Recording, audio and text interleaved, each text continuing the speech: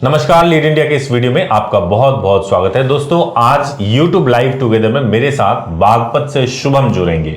लेकिन मैं आपको बताऊं कि YouTube लाइव टुगेदर एक ऐसा फीचर है जिसमें आप सीधे आप मेरे से वीडियो के माध्यम से आप जुड़ सकते हैं और अपने सवाल पूछ सकते हैं, इंटरेक्ट कर सकते हैं। अगर आप चाहें तो अपने चेहरे को ब्लर करके आप मेरे से सवाल पूछ सकते हैं, या चाहें तो आप बिल्कुल फेस टू फेस आकर के आप YouTube लाइव टुगेदर में सवाल पूछ सकते हैं।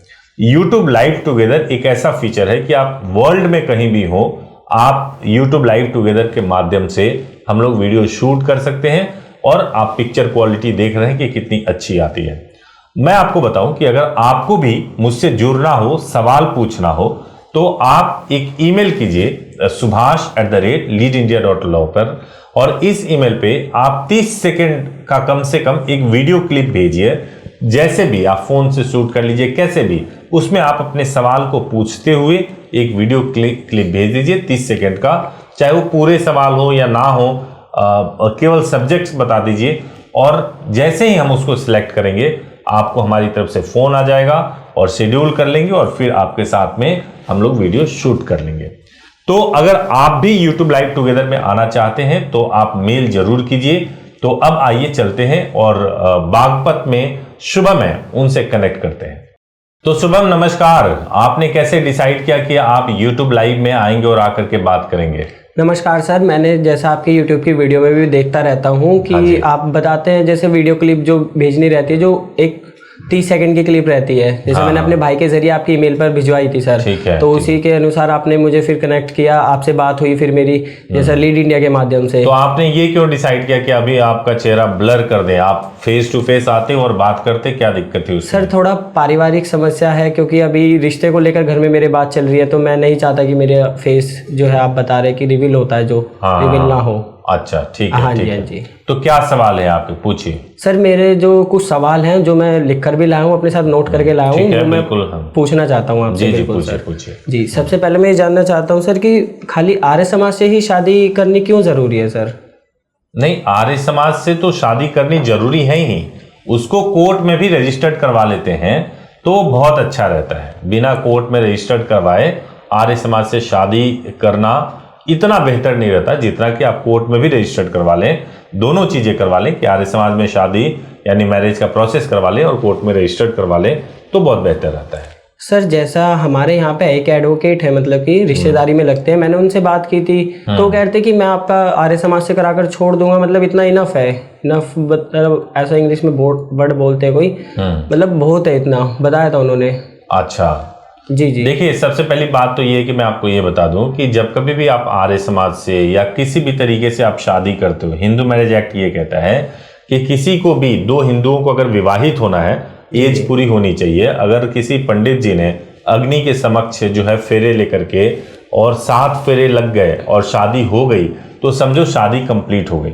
उसमें बस 2-3 गवाहों को होना चाहिए जिन्होंने जो ये मान ले, बता दें कि ये शादी हुई थी।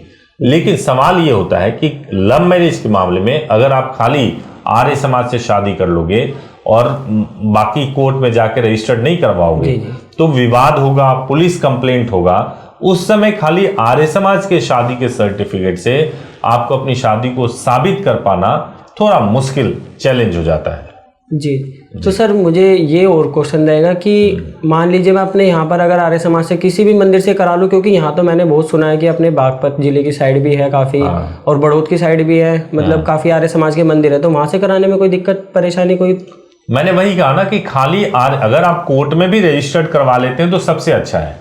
एक चीज मैं क्लियर करना चाह रहा हूँ दर्शकों के लिए भी और सबके लिए, केवल आर्य समाज से शादी करते हैं। कौन है आर्य समाज या कोई भी व्यक्ति जो मंदिर से शादी कर रहे हैं, वो एक प्राइवेट संस्था है। प्राइवेट संस्था से आपने शादी कर लिया, उन्होंने अपना सर्टिफिकेट भी दे दिया। मान लीजिए आर्य समाज कई तरह के होते हैं, कुछ ट्रस्ट भी होते हैं, कुछ लोग ऐसे ही फर्जी आर्य समाज का नाम लेके भी चला रहे होते हैं। शादी कर लिया, आपको सर्टिफिकेट मिल गया, कल को आपके सर्टिफिकेट के ऊपर या किसी तरीके से आपकी शादी के ऊपर कोई सवाल खड़ा हो जाए, है ना, तो उस समय तो यही होगा कि शादी साबित ही नहीं हो पाएगी, क्योंकि हो सकता है वो आर्य समाज भाग गया हो, वो सर्टिफिकेट को साबित करने वाले पंडित जी भी ना मिल पाए और ना गवाह मिल पाए, तो वो शादी साबित ही नहीं हो पाएगी। ऐसे में अगर लड़का और लड़की दोनों के बीच में ही विवाद हो गया हो, तो लड़की लड़के के ऊपर 376 का केस कर सकती है और लड़के का पूरा जीवन और उसके परिवार का जीवन बर्बाद हो सकता है।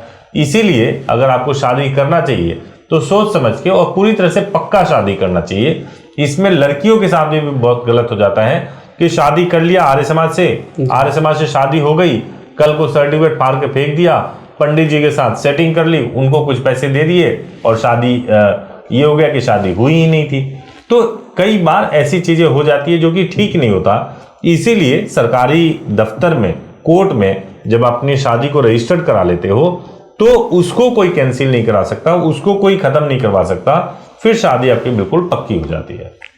जी जी सर, मैंने ये भी देखा था, जैसे आपके चैनल से मैं काफ़ी टाइम से जुड़ा हुआ हूँ तो मैं कोर्ट मैरिज की वीडियो देखता रहता हूँ। तो एक में मैंने वीडियो में देखा था, आपने बताया दिल्ली से 2 दिन लगते हैं कि पहले दिन आर्य समाज से होती है, दूसरे दिन कोर्ट मैरिज। तो मान लो सर कि मैं आर्य समाज की कराने आता भी हूँ अपने जो पार्टनर है उनके साथ, तो कोर्ट मैरिज अगले दिन ही कराना जरूरी है या फिर? दिल्ली का प्रोसीजर यही है कि 1 दिन पहले शादी हुई होनी चाहिए। अच्छा, 1 दिन पहले। तो आप गाजियाबाद से कर सकते हैं ना, बागपत से गाजियाबाद कोर्ट में क्या है कि रिश्तेदारी काफी है सर हमारी। दिक्कत इसीलिए है कि मैं सोचता हूँ कि गाजियाबाद में ना कराऊं अगर नहीं कराना चाहता। ठीक है, तो दिल्ली से कर सकते हैं, कोई दिक्कत नहीं है। तो दिल्ली से मतलब अगले दिन ही करानी जरूरी है सर? हाँ, 1 दिन पहले की शादी हुई होनी चाहिए तभी वो कोर्ट में रजिस्टर्ड होगा। दिल्ली का प्रोसेस तो यही है। अच्छा सर। कई लोग यहाँ पर भी गलत करते हैं, जैसे कपल को ये बता देते हैं कि आपकी शादी हम दिल्ली से कराएंगे, लेकिन मान लीजिए कपल राजस्थान के हैं, बिहार के हैं या पता नहीं है, तो वो बुलाते तो हैं दिल्ली के नाम पर और लेके चले जाते हैं गाजियाबाद में, और गाजियाबाद में शादी करा के सर्टिफिकेट दे देते हैं। और वो उस दिन ये बताते हैं कि आज दिल्ली का एसडीएम, जो दिल्ली के एसडीएम है वो छुट्टी पे गए हुए हैं, नहीं हो पाएगा, ये दिक्कत हो गई, वो दिक्कत हो गई, इस वजह से हम गाजियाबाद से करा रहे हैं। अब उस वक्त कपल क्या कर सकता है? कपल सोचता है यार कैसे भी हो जाए, तो उस वक्त वो रिस्क लेकर के गाजियाबाद, जैसे आपके केस में रिस्क लेकर के आप गाजियाबाद जाएंगे और जाकर के फिर वहां पे होगा।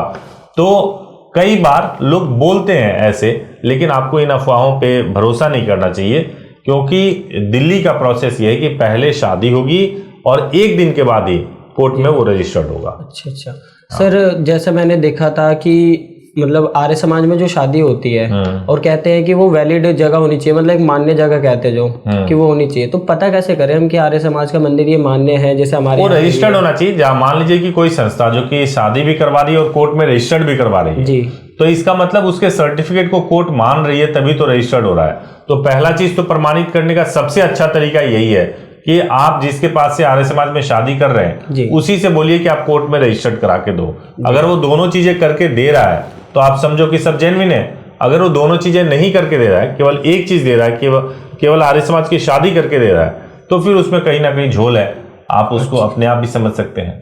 अच्छा सर, मतलब कि वहीं से ही करा के वो तुरंत भी हमें रजिस्टर भी करा के देंगे मैरिज? हाँ, बात करना चाहिए, जब भी इंक्वायरी करें तो ऐसे बात करना चाहिए। और सर ये भी है कि आर्य समाज में जो हमारे गवाह, जैसे मैंने वीडियो में भी देखा है कि गवाह लगते हैं, तो आर्य समाज और रजिस्टर मैरिज में दोनों में सेम ही गवाह लगते हैं? वो दोनों में अलग भी हो सकते हैं, सेम भी हो सकते हैं, सेम भी हो सकते हैं। तो ऐसा कोई नहीं जैसे हिंदू ही होने चाहिए हमारे गवाह? नहीं, गवाह कोई भी हो सकते हैं, कोई भी हो सकते हैं। सर मेरा एक आखिरी सवाल है आपसे कि जो आर्य समाज में मान लीजिए हम आपके द्वारा या फिर किसी के भी ट्रस्टेबल से करते हैं, तो वहां से कोई घर पर नोटिस वगैरह तो नहीं जाता ना? बिल्कुल भी नहीं। आर्य समाज से अगर आप शादी करते हो या किसी भी मंदिर से शादी करते हो जी, तो वहां से घर पे नोटिस कानूनन कोई नहीं होता तरीका भेजने का।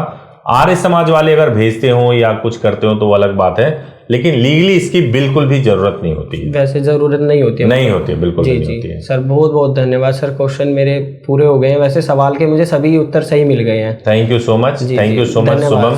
और मैं आपको ये बोलूंगा जब कभी भी आपको कंफ्यूजन हो, आप हमारे हेल्पलाइन नंबर 8800444555 पे कॉल कर सकते हैं। 9 बजे से शाम को 8 बजे तक ये नंबर चलता है। आप कॉल कर लें, बात कर लें, और कोई भी सवाल हो तो आप पूछ सकते हैं। केवल लाइव टुगेदर में नहीं, हो सकता है कि आपको और भी डिटेल में जानना हो, डॉक्यूमेंट शेयर कर सकते हैं और शेयर करके बिल्कुल डिटेल में बात करके आप समझ सकते हैं चीजों को। ठीक है सर, आपसे बात करके बहुत बहुत जो क्वेश्चन थे मेरे, जो सवाल थे, उनका बहुत तरीके से, मतलब अच्छी तरीके से सवाल का उत्तर मिला है मुझे। तो मैं बहुत ज़्यादा, जैसे भी रहेगा मेरा प्रोसीजर, मैं ज़रूर आपसे कांटेक्ट करूँगा, आपके हेल्पलाइन नंबर पर ज़रूर कॉल करूँगा। ठीक है sir? Shubham, thank you so much, आप ज्वाइन किया आपने, और आपसे बात करके मुझे भी बहुत अच्छा लगा। Thank you so much for watching this video. Thank you so much, धन्यवाद सर। तो दोस्तों जैसे मैंने अभी शुभम से बात किया, अगर आपको भी इसी तरीके से YouTube लाइव टुगेदर में आके बात करना हो तो आप आके बात कर सकते हैं। अगर वीडियो अच्छा लगा हो तो लाइक कर सकते हैं, चैनल को सब्सक्राइब कर सकते हैं, बेल आइकन जरूर प्रेस कीजिए ताकि आपको लेटेस्ट वीडियोस मिले। Thank you so much for watching this video. Thank you so much.